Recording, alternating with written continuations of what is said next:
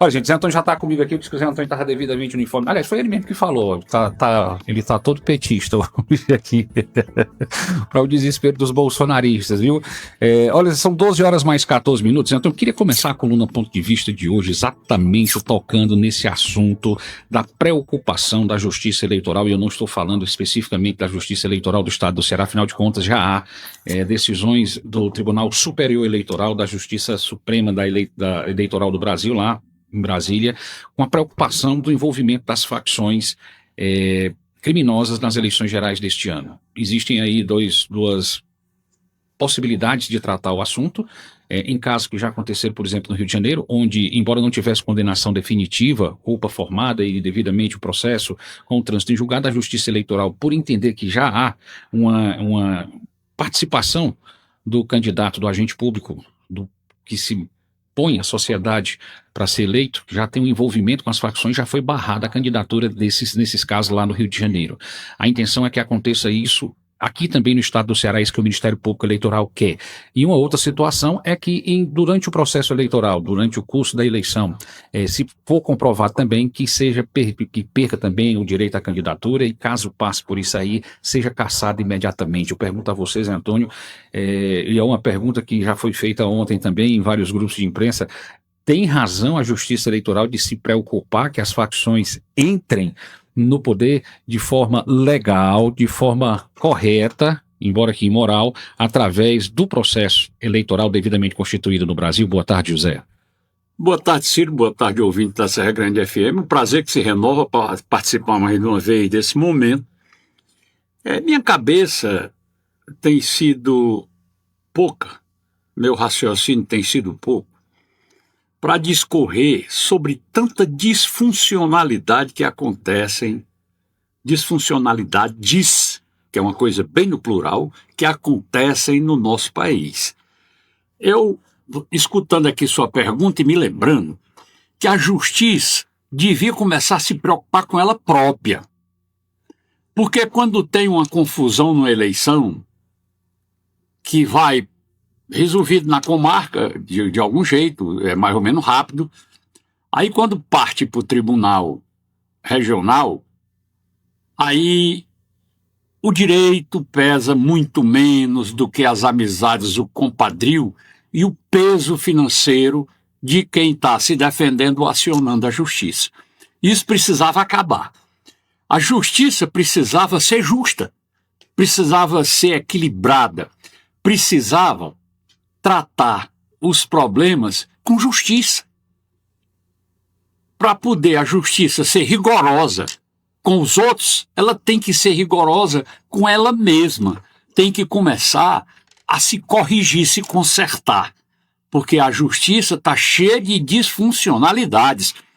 Você escuta, esses dias agora foi preso um funcionário da justiça porque ele estava antecipando minuta de despacho de ministro de Tribunal Superior e já soltava a informaçãozinha. Pai, fulano vai ganhar porque a minuta está assim assado. Aquela ementazinha que faz antes de sair, ele tinha um jeito e ele, naturalmente, essa informação devia ser vendida. Por que é que o Vorcaro pagava 3 milhões e 600 mil reais? Rapaz, é tanto dinheiro que eu não disse que minha cabeça não está mais funcionando para essas coisas. A esculhambação é tão grande que a gente perde a noção.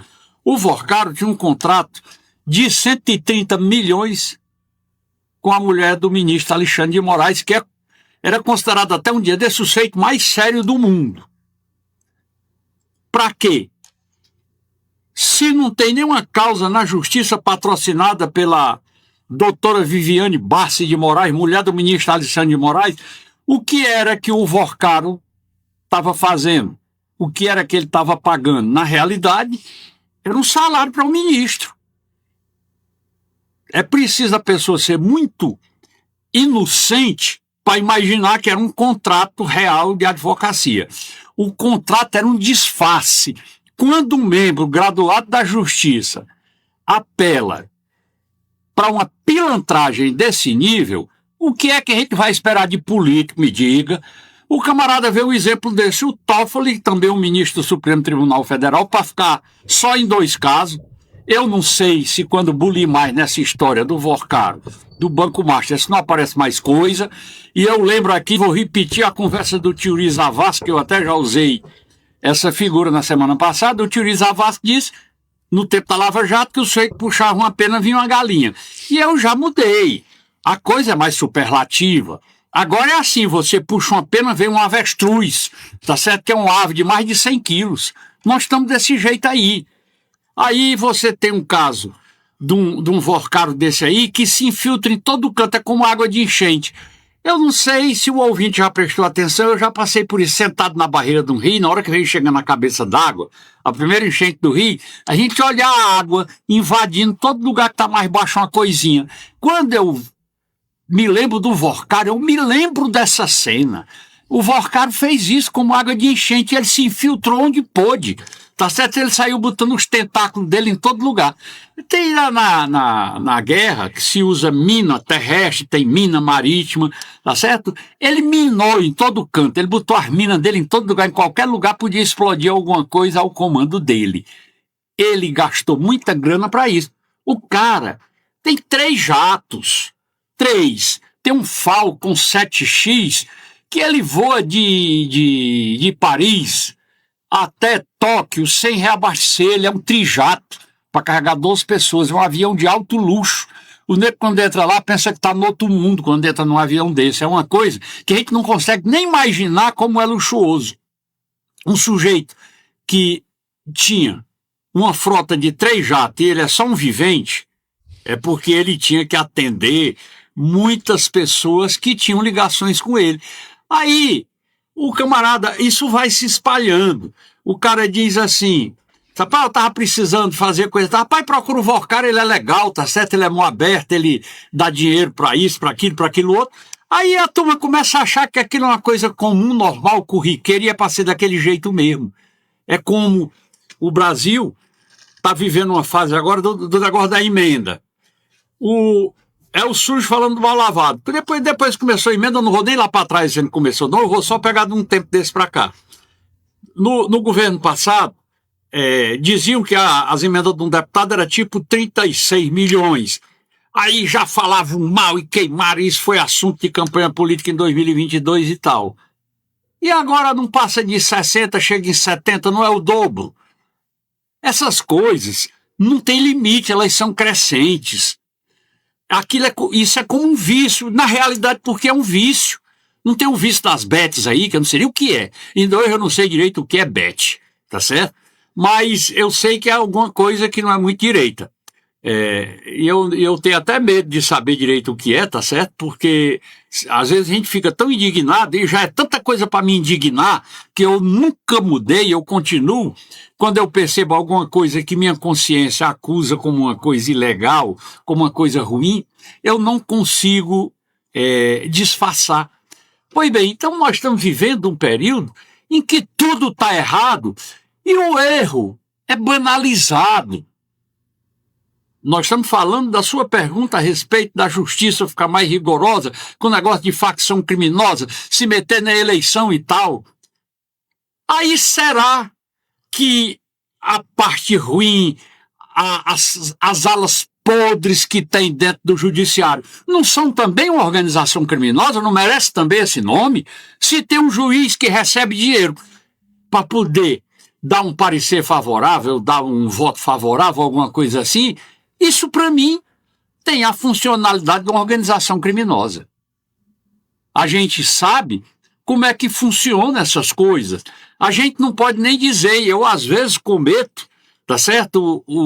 Digamos assim, a imprudência de tocar num assunto desse.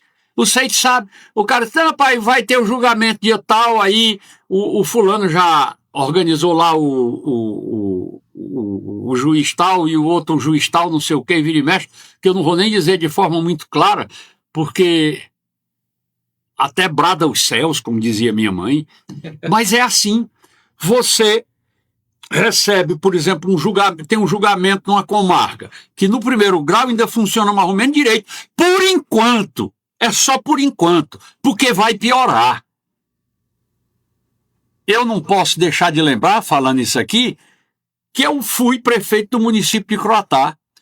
Lá no dia da emancipação, do que foi passado lá no TRE para fazer o plebiscito, marcada a data do plebiscito, isso foi no ano de 1987, o relator era o desembargador Zé Maria de Mello, ele no dia marcou o plebiscito para o dia 13 de dezembro de 1987, ele lá defendeu que todo município que era criado tinha que ter juiz, tinha que ter promotor, tinha que ter uma célula da justiça para o município poder funcionar de forma autônoma e dando ao cidadão a proteção jurisdicional que ele precisava.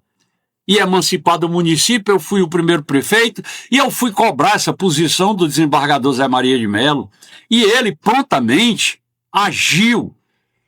E de repente o Croatá tinha juiz, e o Croatá tinha promotor, e o Croatá tinha fórum, e o Croatá tinha casa de juiz, e o Croatá funcionava o sistema judiciário plenamente, sem nenhuma dificuldade. Hoje não tem mais não, tá certo? Não tem mais juiz, não tem mais promotor, e onde tem juiz, onde tem promotor, não tem a presença dele, é tudo feito online. Como é que chama o nome disso aí?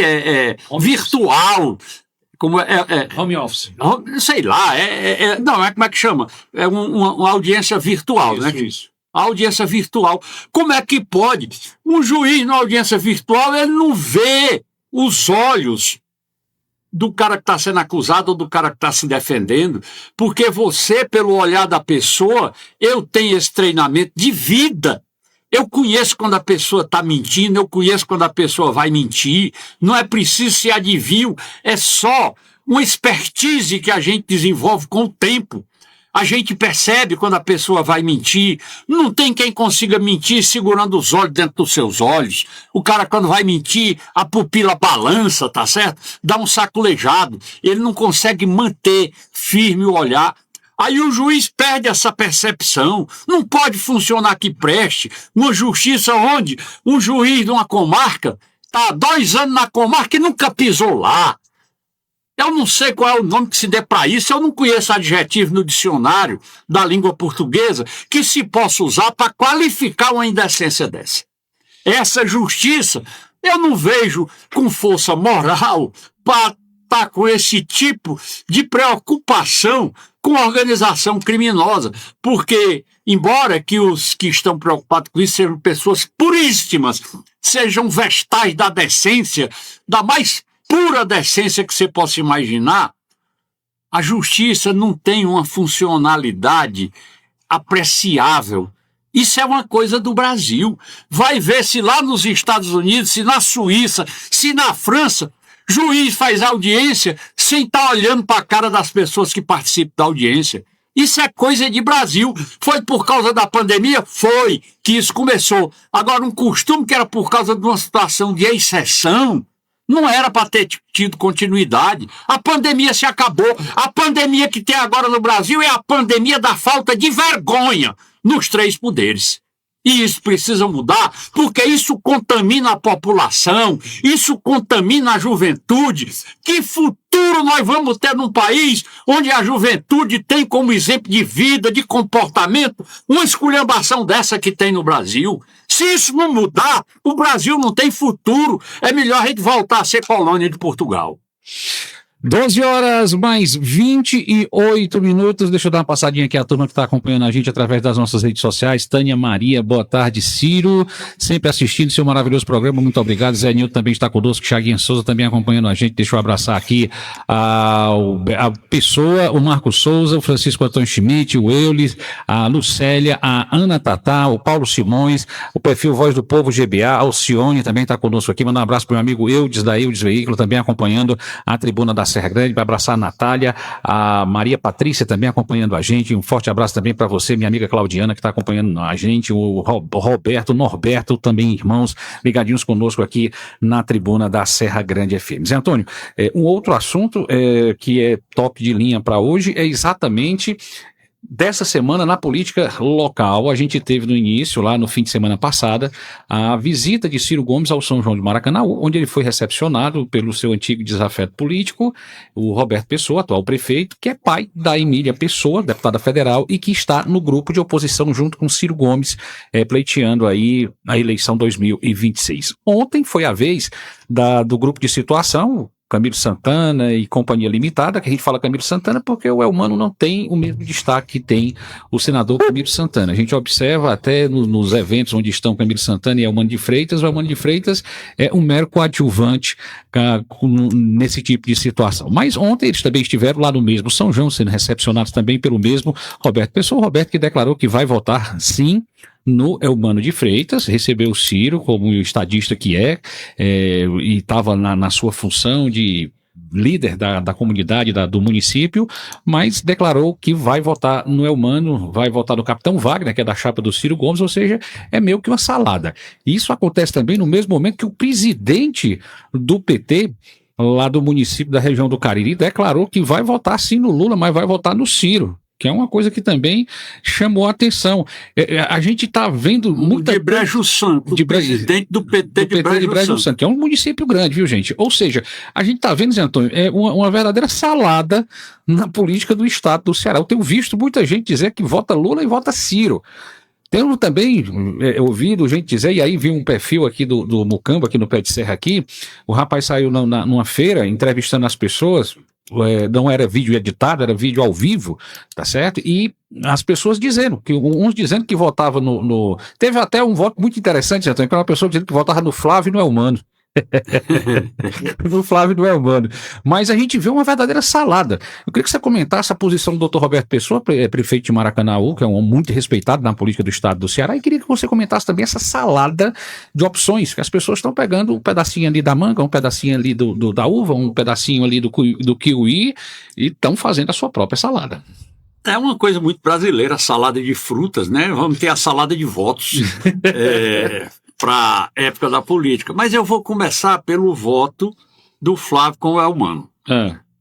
Tem uma explicação. Eu não achei. O eleitor, que é muito apaixonado pelo Bolsonaro, tá certo? Ele tem uma certa dificuldade de votar no Ciro, porque o Ciro já disse um bocado de impropério contra o Bolsonaro. Tá aí o caso da ex-primeira-dama Michele Bolsonaro, que não quer que o PL aqui do Ceará apoie o Ciro por causa de uns impropérios que o Ciro falou a respeito dos Bolsonaro em épocas passadas, tá certo? Em épocas pretéritas. Tem um político aqui dessa nossa região que diz que na política ninguém pode usar retrovisor, tá certo? Tem que olhar só para frente. Exatamente por conta dessas coisas. Às vezes o cara diz alguma coisa e acha que nunca vai precisar daquela pessoa e um dia precisa. Aí o camarada, talvez esse cidadão, lembre disso. Rapaz, um dia eu vi o Ciro dizendo que o Bolsonaro era assim assado, eu vou votar no Flávio, vou votar no Elmano, não vou votar no Ciro. Tudo isso pode acontecer. Tem o caso do presidente do PT de Brejo Santo, que disse que ia votar no presidente Lula. Presidente, há 35 anos ele é petista, né? Pois tem uma história. Mas ia votar no Ciro Gomes. E essas coisas acontecem, mas teve... além dessa salada, teve outra parte na sua pergunta que eu fui começar pelo avesso e... Dr. Roberto Pessoa. O Roberto Pessoa. Pois bem, o Roberto Pessoa é assim, a gente tem que olhar os sinais. Roberto Pessoa já disse em alguma ocasião, nesses últimos tempos, que quem ganhava a eleição era o Ciro Gomes, não disse? Falou sim, inclusive esse vídeo essa semana foi muito, muito explorado, né? Ele... Tem prefeito aqui pertinho de nós que diz, rapaz, eu vou votar no Elmano, mas quem ganha é o Ciro.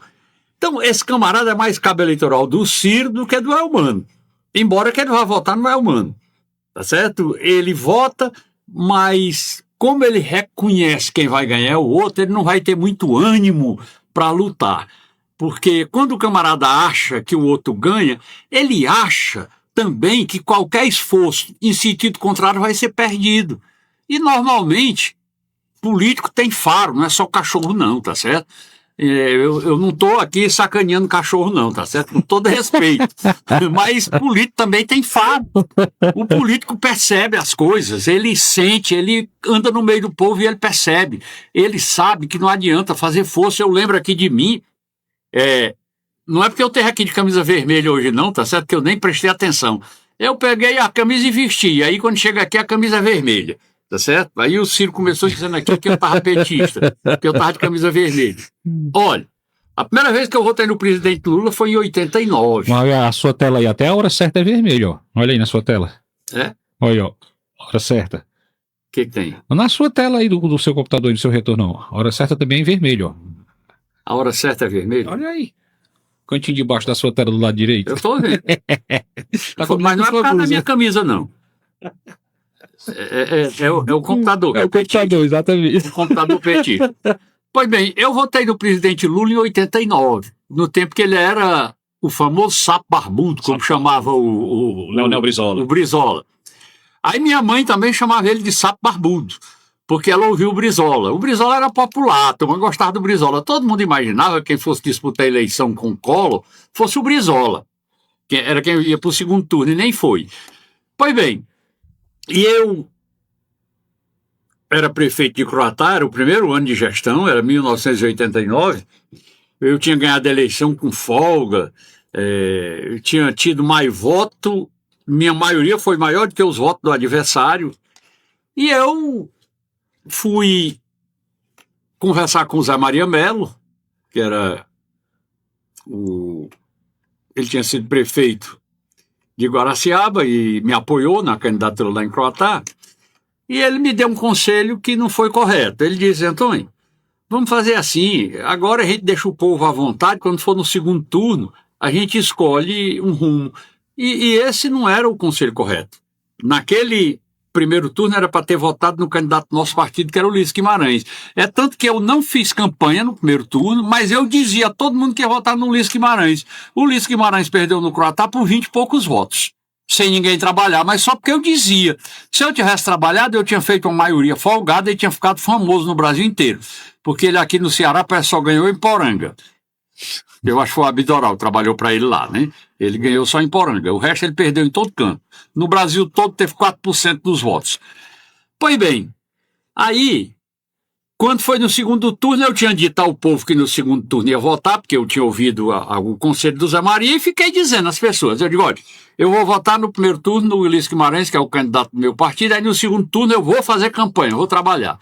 Aí lá vou eu trabalhar pelo Lula, tá certo? Porque eu não acreditava que o Collor fosse prestar para coisa nenhuma. E eu não me enganei, ele não tirou o mandato, e hoje ainda até é preso, né? É prisão domiciliar, mas está preso. E que prisão que ele vive? Pois bem, e eu sabia de algumas coisas que eu tinha lido, eu tinha as informações, e eu fiz a minha obrigação. Tentei evitar que o povo do meu município, que eu representava, pegasse o caminho errado. Aí fui para a luta, mas eu sabia que era difícil, eu imaginava até que eu perdesse. Eu chegava na casa da minha mãe, meu filho, o Collor é tão parecidinho com você, quando eu olho para ele só me lembro de você, não voto nesse sapo rei barbudo não e tal. Eu acho, tá certo, eu pedindo voto para o presidente Lula, eu acho que nem minha mãe, que está no céu, eu acho que ela não votou. Eu tenho uma séria desconfiança. Ela dizia que tinha votado, mas dizia rindo, certo? Era a maneira dela dizer que não tinha votado. Eu percebia, eu entendia isso. Pois bem, e eu, em todas as eleições, de lá para cá, eu votei no presidente Lula. Todas as vezes que ele perdeu, eu votei nele. Quando ele ganhou também, eu votei nele. Votei na Dilma e votei no Haddad. Eu nunca votei no Bolsonaro, embora que a negada diga que eu sou bolsonarista, eu nunca votei no Bolsonaro, porque na eleição passada eu via que o presidente Lula, eu percebia pela conversa dele, que ele não ia se sair bem, eu achava que devido à prisão, quando ele chegasse ao poder, ele podia ter algum tipo de resquício de mágoa, alguma coisa que o valha. Mas eu olhava, eu digo, eu vejo aqui algum defeito no Lula. Mas o Bolsonaro nem juiz tem, tá certo? Era assim que eu avaliava, né, aqui com meus botões. E eu terminei, por conta dessa circunstância, votando novamente no presidente Lula. A gente via que era uma eleição difícil, ninguém tinha certeza de nada na eleição de 2022. Eu acho que no dia da eleição ninguém tinha coragem de afirmar nada com segurança. Mas, de uma maneira geral, a gente que bola com política, a gente percebe as coisas. E o Roberto Pessoa tem faro suficiente, aquele ali tem faro à vontade, viu? Aquilo come tanto. Ele vai trabalhar lá pelo escritório dele, aí tem paçoca por lá, tem banana e tudo. E ele come muito mesmo, ele é gordo porque come e não se esconde não.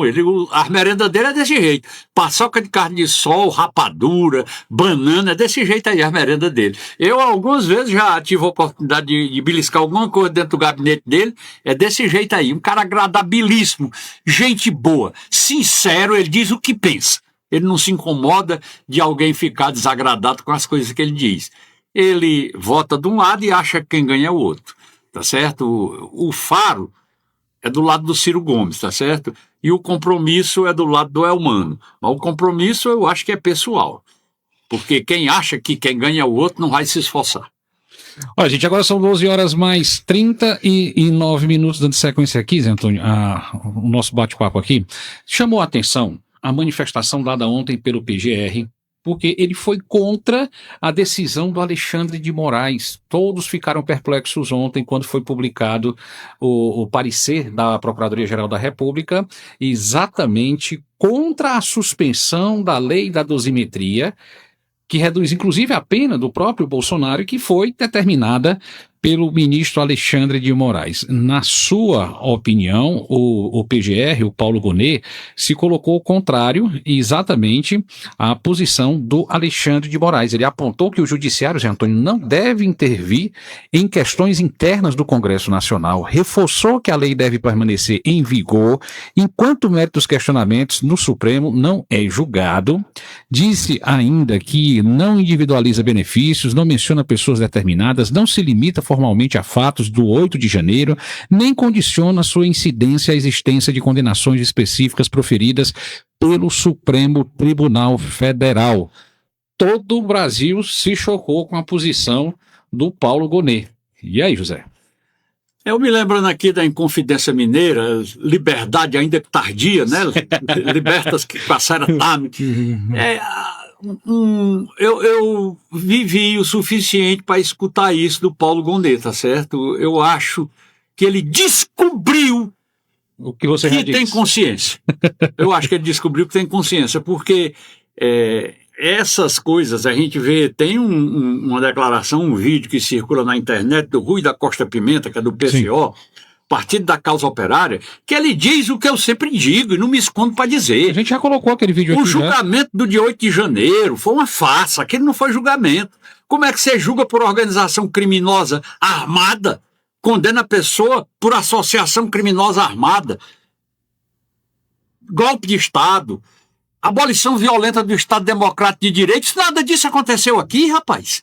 Ninguém teve golpe de Estado, ninguém teve abolição do Estado Democrático de Direito, ninguém teve associação criminosa armada, nada disso aconteceu aqui. O que você teve foi dano ao patrimônio, e dano ao patrimônio tombado, digamos assim, que essa condenação seria de se esperar. Embora que já tenha acontecido coisa pior e não tenha sido feito nada. No dia 24 de maio de 2017, quando o Michel Temer era presidente, houve um quebra-quebra na Praça dos Três Poderes, na esplanada dos Ministérios, aliás, que é a partir da Praça dos Três Poderes, incendiaram o auditório do Ministério da Agricultura, foram 80 e tantos para o hospital. Foi um quebra-quebra pior, porque tinha 1.500 ônibus e tinha mais de 40 mil pessoas. Foi uma confusão grande. O Michel Temer autorizou usar o exército. No meio da confusão, as tropas saíram lá do Comando Militar do Planalto, que fica perto do Palácio Buriti, vieram, resolveram o problema, porque tinha pouco policial para defender os prédios, mas veio uma tropa do exército. Todo mundo tem medo quando vê os homens vestidos de verde, com aqueles escudo bem grandão e uns cacetetes, tem 1,5 m, a negada fica com medo e corre logo e sai de perto. Controlou tudo, no outro dia não foi ninguém preso, não houve nada, e o Michel Temer, bola para frente e tal, vamos fazer o país continuar crescendo, não precisa de nenhum tipo de problema, ninguém foi denunciado, não houve nada. E esse problema do dia 8 de janeiro não foi diferente. O que o Rui da Costa Pimenta, no outro áudio dele, fala, que eu vi agora nessa semana, é que aquilo, na realidade, que foi feito era para deixar as pessoas com medo de se manifestarem. E eu sempre falei isso também aqui nesse microfone, que o Alexandre de Moraes, na realidade, estava fazendo as pessoas terem medo de se manifestar. Porque, por exemplo, o sujeito que viu uma mulher que escreveu de batom, perdeu o mané, pegar 14 anos de cadeia, o cara, quando pensa que tem uma manifestação que é para ir para a rua e tal, você não vai com medo. Isso não é uma coisa boa. E o nome disso é terrorismo. Terrorismo judicial. Pode chamar isso aí de terrorismo judicial. Não é outra coisa senão terrorismo judicial. E o Alexandre de Moraes está produzindo uma vingança. No dia 7 de setembro de 2021, o Bolsonaro, nas besteiras dele, chamou o Alexandre de Moraes de canalha. Aí no outro dia botou o Michel Temer para levar uma carta, deu um jeito de pedir desculpa, não sei o que, mas não resolveu. O Alexandre de Moraes, eu disse que o Alexandre de Moraes ia se vingar. Eu cansei de falar aqui, não foi só uma vez nem duas não, que o Alexandre de Moraes ia se vingar. E o que o Alexandre de Moraes está fazendo é se vingando.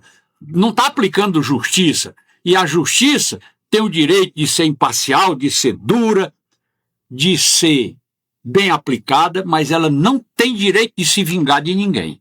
Não é para isso que justiça existe. E o que o Alexandre de Moraes está fazendo é uma vingança. Uma vingança pessoal usando o sistema judiciário do país. Então pode-se esperar mudanças de fato realmente no Gonê e em outras ações também? O Gonê talvez cansou, tá certo, de bater esteira para o Alexandre de Moraes, porque o Gonê é como aquele Lindbergh Farias. Aquele Lindbergh Farias, tudo que o Alexandre de Moraes quer fazer, ele pede para o Lindbergh entrar com alguma coisa na justiça, ou então aquele senadorzinho saltitante lá, o Randolfo Rodrigues, tá certo? Eles, na realidade, fazem o que o Alexandre de Moraes quer. O Gonê é um cupincha, é um capanga do Alexandre de Moraes. E é bom a gente lembrar que o comandante do Exército também é. Quem colocou aquele general Tomás Miné para ser o comandante do Exército, quem influenciou lá para o Lula nomear, foi o Alexandre de Moraes, que ele sabia as esculhambações que ele ia fazer e ele precisava estar com as costas protegidas. E ele botou o homem mais forte do país, que é quem comanda o Exército. Só, né? Só. 12 horas mais 46 minutos.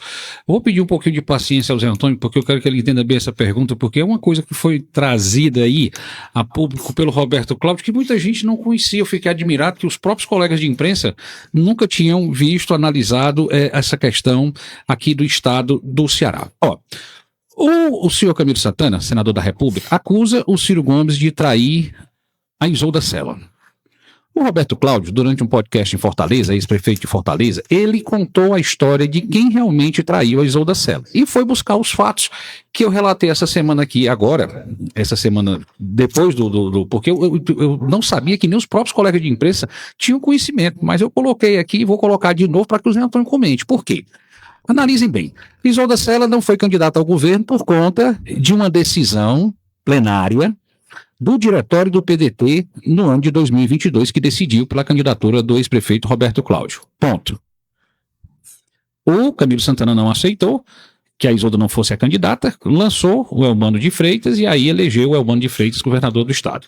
Veio, então, o fim do mandato como governadora da Isolda Sela e o Camilo Santana foi para Brasília. A Isolda já tinha sido secretária executiva do MEC. E o Camilo, ao invés de deixar o MEC para que a Isolda assumisse, o Ministério da Educação, não, ele próprio assumiu o Ministério, não deixando que a Isolda permanecesse na sua área. Afinal de contas, a Isolda já foi secretária municipal de educação, lá no começo da gestão do Ciro Gomes, inclusive é uma das autoras do PAIC, ela e o professor Edgar também começaram o PAIC lá no governo do Ciro Gomes, no começo do governo do Ciro Gomes, e aí depois ela foi secretária estadual da educação, depois foi vice-governadora em 2 oportunidades, foi governadora, ou seja, tem um extenso currículo, mais direcionado inclusive à área da educação. Portanto, assumiria sem sombra de dúvidas e faria um grande trabalho à frente do Ministério da Educação. O Camilo não deixou. Quem pegou o ministério foi ele e não a Isolda, que ele acusa o Ciro de ter traído ela. Veio então uma segunda oportunidade fantástica. Eu acabei de citar o currículo... Ela secretária executiva do MEC... Isso. Antes de assumir o governo? Foi. Eu vou já procurar... Ela, como vice-governadora, assumiu o MEC? Foi isso? Eu vou já ver aqui exatamente quando é que ela foi. Deixa eu concluir aqui, enquanto você estiver comentando, eu procuro a informação aqui da Secretaria Executiva do MEC. Pois bem, eu acabei de citar o currículo da Isolda, ou seja, uma pessoa que tem currículo público, de vida pública, de vida partidária, vida político-partidária, é uma pessoa que militou pela educação de forma pública e não teve esse direito. Aí veio a vacância do Conselho do Tribunal de Contas do Estado do Ceará, do TCE. Outra oportunidade para se fazer justiça a Isolda Sela, que tem toda essa trajetória que eu acabei de citar. Mas, ao invés de indicar, e todo mundo sabia que a indicação do Camilo era prego batido e ponta virada, ao invés de indicar a Isolda, que ele defende tanto, pelo menos publicamente, e que acusa o Ciro Gomes de ter traído a Isolda, ele não indicou a Isolda para a vaga do TCE. Ele indicou quem? A esposa dele, a Aunélia Santana, que não tinha nem um décimo, nem o risco do currículo da Isolda Sela. Mas continua acusando o Ciro de trair a Isolda, quando ele, Camilo, Zé Antônio, teve 2 oportunidades de fazer grande a história de vida da Isolda Sela com o Ministério da Educação e com a vaga de conselheira do TCE, e não o fez. E aí, José? Ele é um trairão. Ele é um traíra bem grandão. Ele é falso e coiseiro. A propósito da história do Tribunal de Contas, né? Na época tinha um bocado de gente que achava que o melhor nome era Isolda. E ficou aquele negócio, nunca sabia quem era o nome e tal. De repente é que se descobre que é porque o homem estava fazendo o trabalho de base, bulindo com os deputados, que botaram a mulher dele, tá certo? Porque estava o tempo passando e ninguém sabia quem era que ia ser o indicado. Aí era porque ele estava trabalhando para indicar a esposa dele. Nesse tempo que foi feita essa indicação, o governador já era o Elmano, tá certo? Aí quem indicou foi o Elmano, mas indicou a mando do Camilo Santana, a mulher do Camilo Santana. Que é uma coisa velha feia, de primeiro ninguém via essas coisas não. A respeito do que o Zé Antônio está falando aqui, vamos só dar uma passadinha rápida aqui. A Aline Peixoto, que é esposa do Rui Costa, ex-governador da Bahia e ministro do Lula, ela é conselheira do Tribunal de Contas da Bahia. Essa aí é preparada, ela é enfermeira, tá certo? É exatamente o que conselheiro de Tribunal de Contas faz, é curativo. Regiane Dias, a esposa do Wellington Dias, que é ex-governador e senador da República, ministro também do governo Lula, é conselheira do Tribunal de Contas do Piauí. Tem a Renata Calheiros, esposa de Renan Filho, também ex-governador de Alagoas, ministro do governo Lula, ela é conselheira do Tribunal de Contas do Estado de Alagoas. Tem a Daniela Barbalho, esposa do ex-governador do Pará, conselheira do Tribunal de Contas do Estado do Pará. Só falta o Supremo reconhecer que é um direito. Tem a Marília Góes, que é esposa de Valdez Góes, ex-governador do Amapá, danou-se, que também é ministro, e ela também é conselheira do Tribunal de Contas do Estado do Amapá, ou seja, Camilo Santana não fez história nem é o único, só para fazer justiça, tá bom? E aí, José? Pois é, inclusive, no período já que ele, ministro da Educação, e ela, conselheira do Tribunal de Contas do Ceará, ela conseguiu fazer na Faculdade de Medicina do ABC uma pós-graduação em saúde. Ela é doutora, cara, não é mestre, não é doutora, numa coisa aí qualquer. Eu não sei como foi que ela conseguiu fazer. Ela, conselheira do tribunal, fez lá em São Paulo, e fez uma pós-graduação também em Harvard e tal, mas ela nunca foi lá. É engraçado o currículo dela, tá? Olha, gente, 12h52. Você ia concluir completamente. Não, era só para dizer, na realidade ela é o quê? A mulher do Camilo. Pronto, exatamente. Tem o pai do André? Tem o pai do André. O pai do André tem a mulher do Camilo. O Camilo tem mulher. E tem o irmão do Ciro também. Tem o irmão do Ciro. Então, o irmão do Ciro. É o irmão do Ciro. O irmão do Ciro, tem o pai do André e a mulher do Camilo. O filho do Alcides. É a credencial, né? Agora. A credencial agora é o grau de parentesco. Olha, são 12h53. Dá mais uma passadinha quem está acompanhando a gente aqui através das nossas redes sociais para mandar um cheiro grande para minha amiga Hélida, que está conosco aqui nesse exato momento. O Carlinhos Ferro também acompanhando a gente, o Rogean, Maikele, meu chefe Ivan Feitosa, Maria Rizelda, tá dizendo boa tarde, meu amigo Ciro Leopoldo Monte, seu Zé Antônio, mandar um alô para mim e meu marido José Eufrásio e toda a minha família. Zé Antônio, é com você. Um alô aí para ela e para a família dela todinha, tá certo? Obrigado pela audiência. Rafael Pontes também está conosco, o Fernando Souza, Marta Gonçalves também acompanhando a gente, meu amigo José Irineu também acompanhando a gente. Mandar um abraço também para o Bertolotto, que está conosco também, direto de São Paulo. Disse que é muito amigo da Maria José, que é aqui de Guaraciaba do Norte, e que ela sempre acompanha a Tribuna da Serra Grande através das redes sociais, e ele também começou a gostar, principalmente pela fala de direita, mas muito centrada do Zé Antônio. Tá vendo, Zé Antônio? Você é um cara de direita, mas muito centrado, segundo o nosso ouvinte aqui. São 12 horas mais 54 minutos. Zé Antônio, segue a indefinição da composição da chapa da base governista. Era para ter sido anunciada antes de ontem, dia 17, essa composição. O governador Elmano se reuniu com o Júnior Mano. Elmano com o Júnior Mano, né? E aí, Segunda... do Mano, o Mano do Elmano. Pois é, aí segundo a informação, teria tido uma chegada a um consenso, mas essa história parece que não vingou, porque não veio a público esse consenso, ninguém anunciou como de fato vai ser a composição dessa chapa. Tem gente apostando que vai ser Luiziane e Eunício, tem gente apostando que vai ser Luiziane e Júnior Mano, tem gente apostando que vai ser Júnior Mano e Eunício, tem gente apostando que vai ser Cid e Eunício, ou seja, são tantas as possibilidades, são tantas as variações que podem acontecer, que a gente volta, Zé Antônio, a velha e boa salada da política cearense, como a gente falou agora há pouco. Dá para cravar uma opinião aí, Zé Antônio? Você tem alguma coisa em mente em relação a essas definições? Antes que eu me esqueça, o caso da Isolda Sela, em janeiro de 2023, quando o Camilo Santana assumiu o ministério, levou ela como secretária executiva. É isso aí o que eu ia falar e acabei esquecendo. Quando foi em abril de 2024 que ela saiu para ser candidata a prefeita de Sobral, tá certo? Ela veio, perdeu a eleição para o doutor Oscar, aí não voltou mais para lá como secretária executiva. Teve outro cargo para ela, mas a secretaria executiva não tinha mais. É outra traição, tá certo? Que ele podia ter colocado ela de volta no posto que ela tinha, tá certo? Não colocou, né? Mas eu não sei se o Roberto Cláudio falou nessa, mas teve essa também, tá certo? Pois bem, aí sim.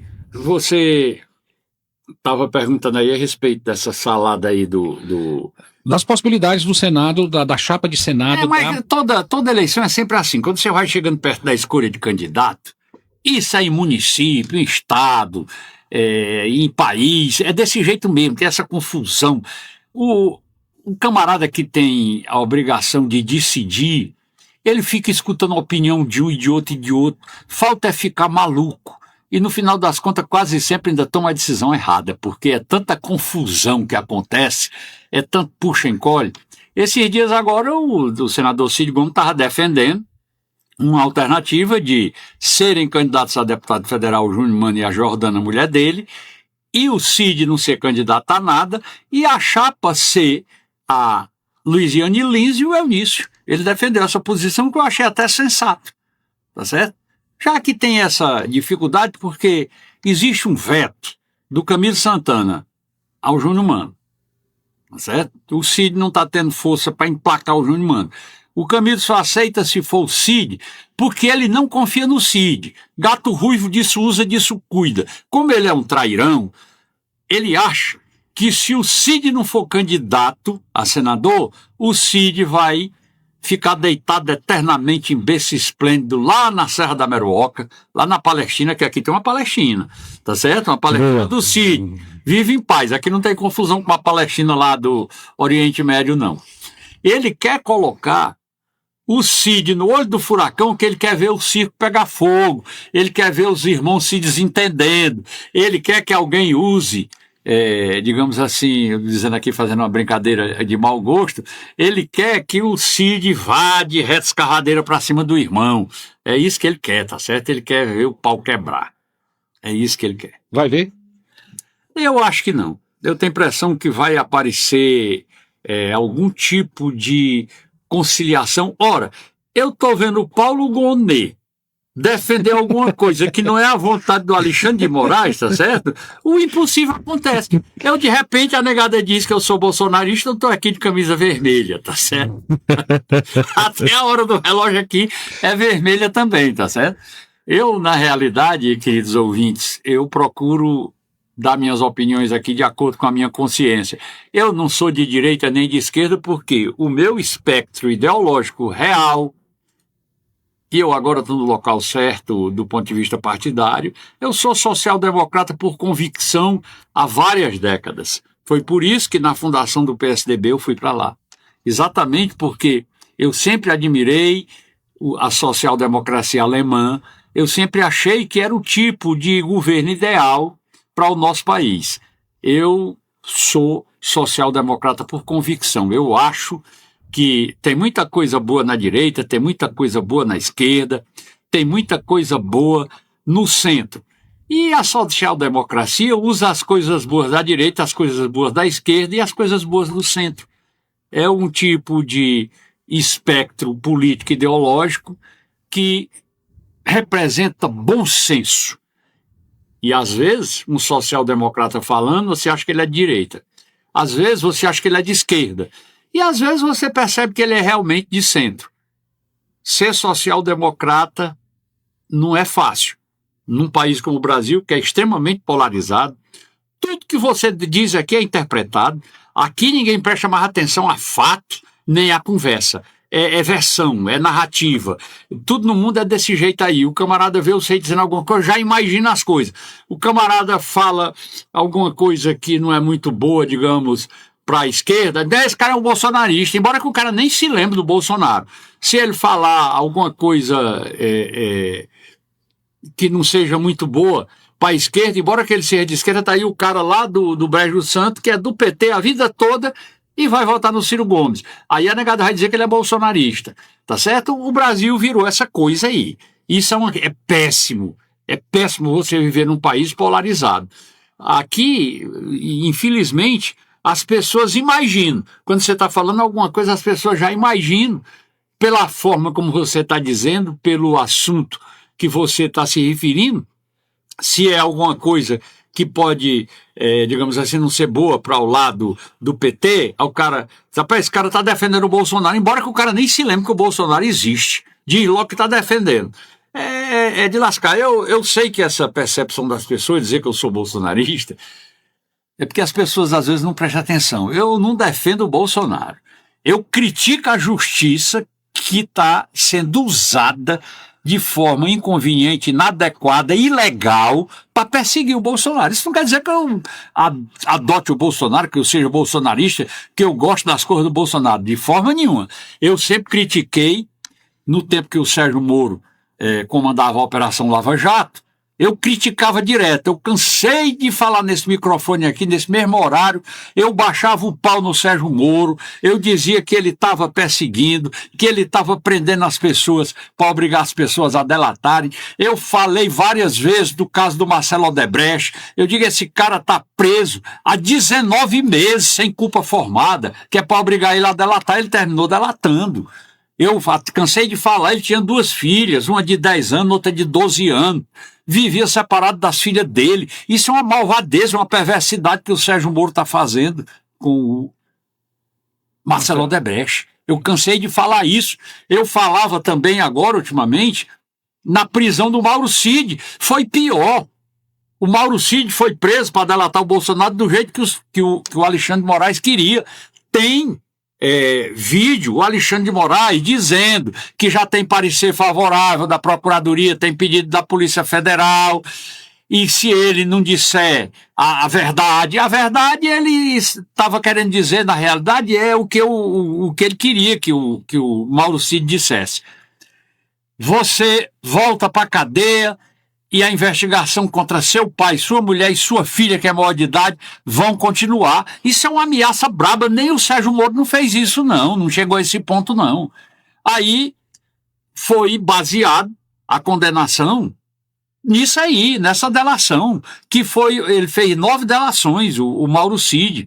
Teve uma delação, inclusive, que se o Alexandre de Moraes tivesse prestado atenção, ele tinha arquivado as coisas que tinha contra o Bolsonaro. O cara falou, por exemplo, que ele falou para os embaixadores que não confiava em urna eletrônica, aí perdeu o direito político. Aí eu disse que isso está errado. O artigo 55, inciso 4 da Constituição, dá a qualquer cidadão brasileiro a liberdade de pensamento.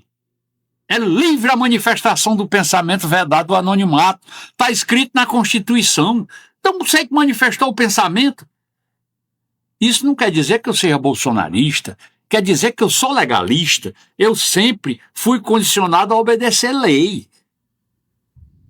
Defender um ponto de vista desse não significa que eu estou defendendo Bolsonaro, que eu estou punindo o Bolsonaro de forma nenhuma. Eu estou criticando o Alexandre de Moraes, criticando a forma de aplicar a lei. Que ele, na realidade, eu disse há pouco tempo, ele está se vingando. Então as pessoas às vezes confundem essas coisas. O camarada, por exemplo, foi chegando no final do mandato do Bolsonaro, ele nomeou o Zé Múcio, escolhido pelo presidente Lula para ser o ministro da Defesa, foi pedir ao Bolsonaro para ele nomear os comandantes militares, que era para na hora da posse já estar os comandantes militares do presidente Lula. Ele nomeou, ainda sendo presidente, eu acho que eu não estou enganado, foi dia 28 de dezembro, ele nomeou os comandantes militares. E depois foi para os Estados Unidos. Aí, no julgamento, o cara pega 27 anos de cadeia. Ele fez muita coisa errada, tá certo? Mas se você encontrasse um jeito de condenar por alguma coisa que ele realmente fez, mas acusar o cara de golpe de Estado, sei lá, em Miami, que diabo de golpe de Estado é esse? Eu nunca ouvi falar em golpe de Estado que o chefe está no outro país. Isso é maluquice, isso é uma farsa, do jeito que disse aí o Rui da Costa Pimenta. Isso não significa que eu seja bolsonarista, de forma nenhuma. O Bolsonaro, eu critiquei ele durante o governo dele todinho, um presidente da República que vai lá para um chiqueirinho todo dia para conversar besteira. Isso não é papel de presidente. Eu cansei de dizer que faltava a ele o respeito pela liturgia do cargo. Um presidente da República não pode se expor desse jeito. Ficava conversando uma série de besteira que não valia a pena. Ele tinha um comportamento que não era normal, não era adequado para um presidente da República. Mas o povo escolheu fazer o quê? Tá certo? Em momento algum, eu tive simpatia eleitoral pelo Jair Bolsonaro. Agora, o que eu não posso fazer, quando eu vou comentar alguma coisa a respeito do julgamento, que eu acho que foi um julgamento ilegal, que não foi aplicada a lei do jeito que era para ser aplicada, eu não posso deixar de falar de acordo com a minha consciência. Me desculpe alguém que imagina que seja diferente, mas não é, tá certo? O fato de eu defender alguém é diferente do fato de eu defender a questão da legalidade. Eu nunca defendi o Bolsonaro. Eu critico o jeito que o Alexandre de Moraes conduz a justiça. Já deu para o povo brasileiro começar a perceber quem é o Alexandre de Moraes. Se lembra aí que tinha um contrato de 129 milhões, era 3 milhões e 600 por mês, que vinha para a família dele. Pretensamente era um trabalho advocacício, tinha um contrato com o escritório de advocacia, mas nunca teve nenhuma causa esse escritório de advocacia fazendo. Na realidade, era, de certa forma, digamos assim, a gente pode até dizer, como disse o Fernando Gabeira, que é um cara que tem a cabeça muito boa, eu gosto dos comentários dele, tá certo? O Fernando Gabeira mesmo reconhece isso que eu acabei de dizer. E o Fernando Gabeira é um cara de esquerda, pode pesquisar os comentários dele a respeito, que ele fala muito parecido com o que eu falo a respeito do julgamento do 8 de janeiro, a respeito do comportamento do Alexandre de Moraes. Ele disse o que eu penso, que na realidade o Alexandre de Moraes era um funcionário do Forcaro. Pronto. Não é correto uma coisa dessa. Aí um juiz, se se presta para isso, ele também está se vingando.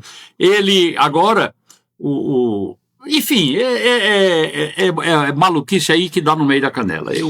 Às vezes, eu tinha até, um dia desse, eu tinha me decidido, rapaz, quando negócio de coisa, de pergunta, de debate aqui, a respeito de confusão de política, de lado A, de lado B, eu vou evitar falar, porque as pessoas ficam achando que o jeito é isso, é aquilo outro, por conta da opinião que a gente dá.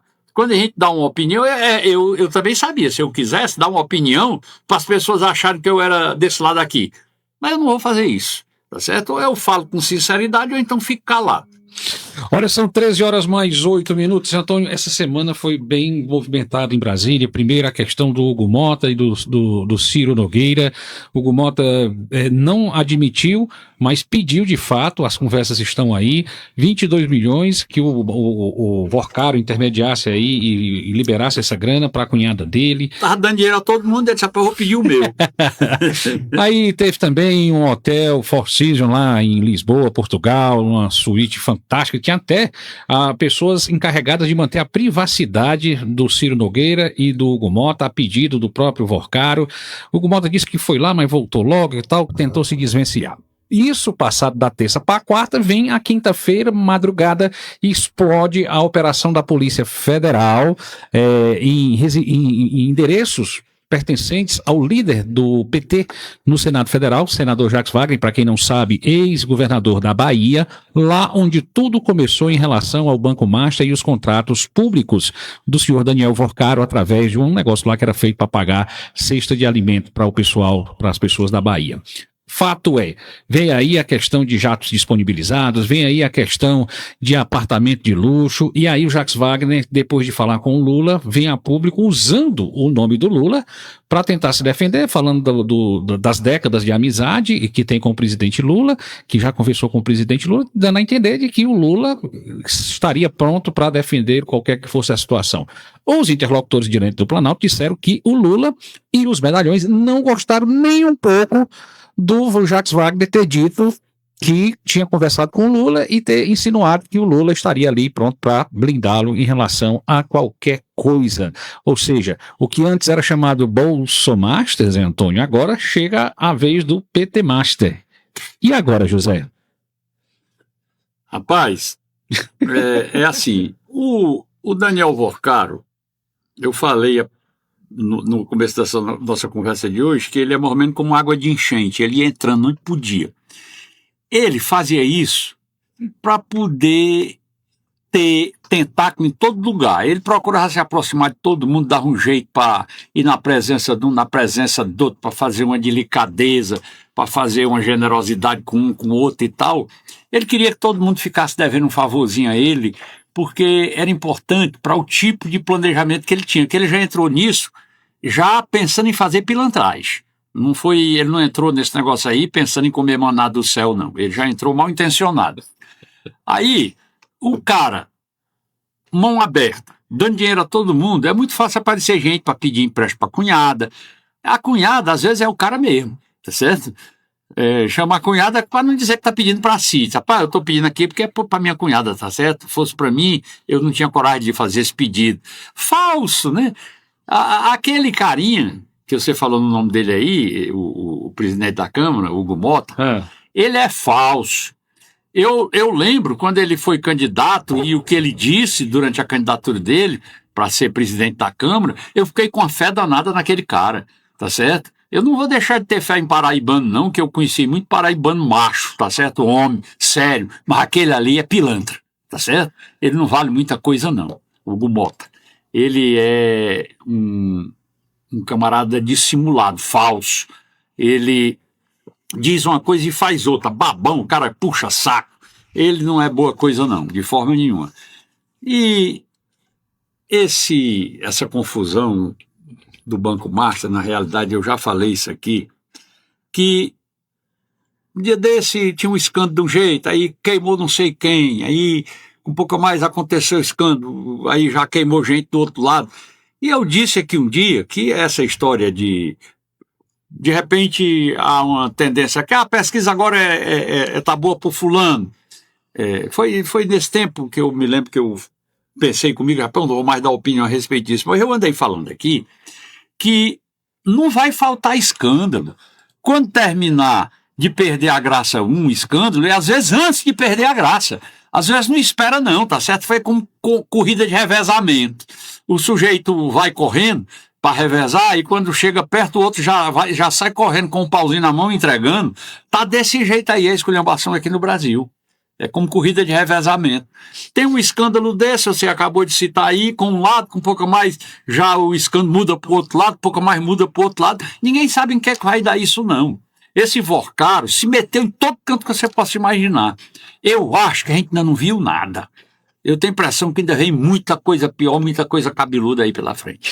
Eu tenho um colega lá de Brasília, ele dizendo até ontem de manhã, né, quando explodiu a operação contra o Jacques Wagner, aí ele colocou: colegas, vocês não têm noção se quebrassem o sigilo do senhor André Esteves. Para quem não sabe, o André Esteves é o dono do BTG Pactual, que é um banco 30 vezes maior do que o Banco Master e que opera muito mais tempo lá em Brasília do que o Daniel Vorcaro. Mas parece que ele é mais cuidadoso, né, Zé? Então nunca teve nada que desabonasse lá o senhor André Esteves, não. Olha, são 13h13, olha que coincidência, São 13h13 para quem... Pois é, para quem já está aqui com a letra vermelha, eu de blusa vermelha, e a hora 13h13... Só para finalizar, Zé Antônio, infelizmente a gente finaliza a coluna Ponto de Vista dessa semana trazendo à baila um assunto triste, que foi exatamente o acidente de ônibus, o que aconteceu na madrugada do domingo para segunda-feira, lá em Tauá, no distrito de Santa Teresa, onde 7 adolescentes, jovens, acabaram perdendo a vida. 5 deles foram esmagados pelo coletivo, 2 morreram presos às ferragens, 3 versões distintas apresentadas pelo condutor. Fato. Segundo as pessoas que estavam no local, os socorristas, essas pessoas que morreram estavam sem fazer uso do cinto de segurança, e eles colocaram que, se estivessem com o cinto afivelado, colocado devidamente, como manda a legislação, provavelmente, talvez estivessem ainda vivos, talvez essa tragédia não fosse como de fato se formou. As pessoas, Antônio, inclusive nesse mesmo dia à noite eu viajei para Fortaleza de ônibus e eu observei, quando eu entrei no carro, eu observei no ônibus que as pessoas estavam exatamente sem fazer uso do cinto de segurança, embora isso tivesse repercutido amplamente durante todo o dia da segunda-feira na mídia do estado do Ceará. As pessoas inteiro. Sim, mas aqui no Ceará especificamente tinha repercutido o dia todo. E à tarde, quando eu entrei no ônibus da Princesa para ir para Fortaleza, as pessoas estavam sem utilizar o cinto de segurança. No mesmo dia da tragédia. Eu não sei, os socorristas lá deram fé, por exemplo, esses que morreram, eu tenho a impressão que estavam todos na janela. Eu não sei, isso aí não foi... Normalmente estão na janela. O ônibus virou em algum lugar, quando ele vira, se ele virasse num lugar bem planinho, o cara ia ficar pelado aqui no ombro, tá certo? No braço, alguma coisa assim. Mas o problema é que tem lugar desigual. Aí quando vira, quebra a janela, e a janela saca, porque retorce a estrutura do ônibus, e aí a pessoa cai naquelas depressões que tem no terreno, e o ônibus se arrastando, porque ele vai com velocidade, quando ele vira, ele se arrasta no lugar da virada. Aí termina esmagando as pessoas. Lá perto do Canindé, há uns 2, 3 anos atrás, teve um acidente com o ônibus da Princesa também, né? Me lembro. Que morreram, se eu não estou enganado... Era Guanabara lá. Guanabara? Era Guanabara. É do mesmo dono. Morreram 19. Se eu não estou enganado, morreram 19. E os que morreram foram assim, estavam da janela e foram esmagados. Foi num lugar mais ou menos plano, mas não plano o suficiente para evitar que a perna de alguém saísse, alguma coisa dessa natureza. Porque quando o ônibus vira para um lado, cai em cima de quem está na janela, o vizinho dele e os 2 vizinhos do outro lado do ônibus. Sim. Tá certo? É um peso danado em cima do camarada, do lado da virada. Quando eu viajava de ônibus, ou quando eu viajo de ônibus, eu indo viajar no ônibus, eu não vou para a janela, eu vou para o corredor. Às vezes eu sei que precisa, hoje os ônibus têm banheiro, sei que você ir no banheiro, no corredor, não precisa estar pedindo permissão a ninguém. O que adianta ir na janela, você não vê nada mesmo? Sempre é de noite, né? A cortina fechada, é como um avião. Tem gente que faz uma confusão danada para ir na janela. Para que no ar você não vê nada? Você só enxerga alguma coisa quando vai pausando, né? Mas a janela é mais perigosa. Dificilmente é o lugar menos perigoso na hora de um acidente. É uma coisa que todo mundo deve ter cuidado. Cinto de segurança é fundamental. Eu acho que qualquer motorista, se pensar bem direitinho, na hora que liga o motor do carro, que engata a marcha, só deve sair se constatar que todos os passageiros, estejam eles no banco da frente, no banco de trás, estão com o cinto afivelado. Isso devia ser uma obrigação, uma condição obrigatória para você dar partida num carro. Agora desapareceu aí, mas aqui tem um S, um S. Pois é, deu de novo aqui. Deu SF quer dizer sem futuro, é? Mas aqui, porque não está aparecendo aí, mas aqui tá perfeito aqui. Ah, mas aí tá bom, né? Tá Tá certo. 13h17, Antônio, 13h18, agora acabou de virar. Algo mais que você queira colocar?